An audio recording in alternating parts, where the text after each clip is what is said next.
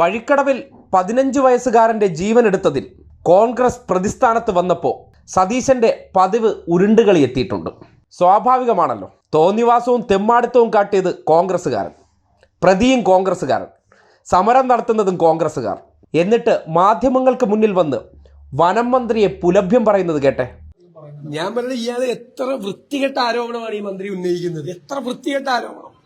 അയാളുടെ കഴിവുകേട് മറച്ചു വെക്കാൻ വേണ്ടി, സ്വന്തം കഴിവുകേട് മറച്ചു വെക്കാൻ വേണ്ടിയിട്ട് പറയുക. ചുമ്മായിരുന്നു എവിടെ നിന്ന് കിട്ടിയത് മന്ത്രിക്ക് ഈ വിവരം? പോലീസ് മന്ത്രിയോട് പറഞ്ഞോ? അങ്ങനെയാണെങ്കിൽ മുഖ്യമന്ത്രിയല്ലേ പറയേണ്ടത്. പോലീസ് മന്ത്രിയോട് പറഞ്ഞോ? ഇങ്ങനെ UDF ഇത് കെണി വെച്ചില്ല, എന്റെ ഗൂഢാലോചന നടത്തി UDF ആണോ ഈ കെണി ഒരുക്കിയിട്ട് ഈ കുഞ്ഞിനെ കൊല്ലാനുള്ള അവസരം ഉണ്ടാക്കിയത്? ഇയാളുടെ നിഷ്ക്രിയത്വം മറച്ചു വെക്കാൻ വേണ്ടിയിട്ടുള്ള വൃത്തികെട്ട ആരോപണം ഉന്നയിക്കുകയാണ്. UDF ഗൂഢാലോചന നടത്തി കുഞ്ഞിനെ കൊല്ലായിരുന്നു. അതാണ് നിങ്ങൾ പറയണത്, അതാണ് നിങ്ങൾ സംസാരിച്ചത്. UDF ഗൂഢാലോചന നടത്തി ഈ കുഞ്ഞിനെ കൊല്ലായിരുന്നു എന്നാണ്. ഇവരുടെയൊക്കെ വേറെ പണിക്ക് പോകാൻ പറ. ഇലക്ഷൻ ജയിക്കണമെങ്കിൽ മത്സരിച്ച് ജയിക്കാൻ പറ. രാഷ്ട്രീയം പറഞ്ഞ് മത്സരിച്ച് ജയിക്കാൻ പറ. ഇതുപോലെ പാലക്കാട് സംഭവിക്കും. അത്രയല്ല, വേറെ ഒരു പ്രശ്നമില്ല. അല്ലല്ല, എന്ത് ആരോപണം? ഇത്രയും ഒരു സംഭവം ഉണ്ടാകുമ്പോ രാഷ്ട്രീയ അവിടെ പഞ്ചായത്ത് മെമ്പറുണ്ട്. വഴിക്കടവ് കോൺഗ്രസിന്റെ പഞ്ചായത്താ. അതുകൊണ്ട് പഞ്ചായത്താണ് കെണിവെച്ച് പന്നിയെ പിടിക്കാൻ നോക്കിയത്. എന്ത് അസംബന്ധമാണ് പറയുന്നത്?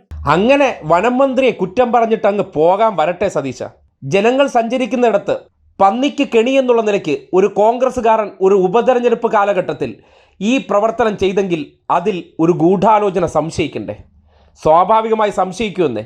സംഭവം നടന്നുടനെ കോൺഗ്രസ്സുകാർ പ്രതിഷേധവുമായി ചാടിത്തുള്ളി ഇറങ്ങുമ്പോൾ അതിൻ്റെ വസ്തുതയെക്കുറിച്ചുള്ള വിവരങ്ങൾ പുറത്തു വരുന്നതിന് മുന്നോടിയായിട്ട് ഈ പട്ടി ഷോ എല്ലാം കാട്ടിക്കൂട്ടിയിട്ട് ഇമാതിരി 4 ഗീർവാണ ഡയലോഗ് അടിച്ചാൽ അങ്ങ് പോകാൻ പറ്റുമോ? പണിയറിയില്ലെങ്കിൽ പോകാൻ പറയുന്നു.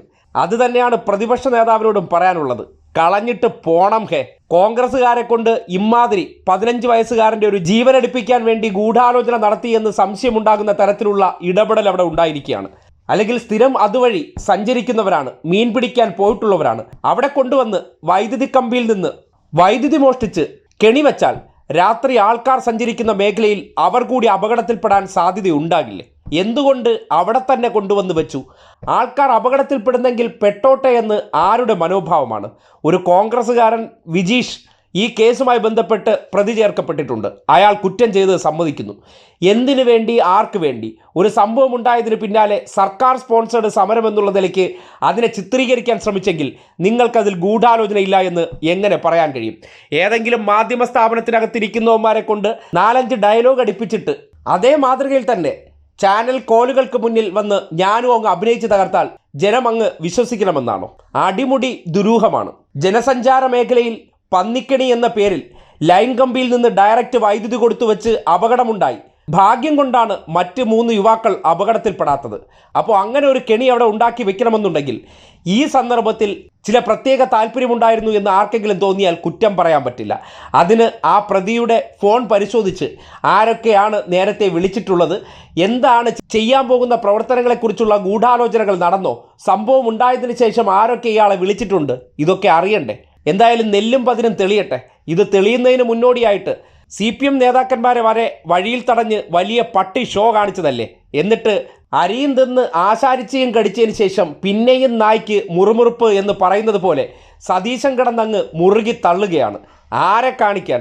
പ്രതിസ്ഥാനത്ത് നിൽക്കുന്നുണ്ടെങ്കിൽ വായടച്ച് ചുമ്മാ നിന്നാൽ മതി. ഈ ഷോയൊക്കെ കാണിച്ച് നാട്ടുകാരെ തെറ്റിദ്ധരിപ്പിക്കാമെന്ന് കരുതണ്ട. കോൺഗ്രസ്സുകാർ ചെയ്ത ആ തെമ്മാടിത്തരത്തിൽ നഷ്ടപ്പെട്ടത് ഒരു ജീവൻ.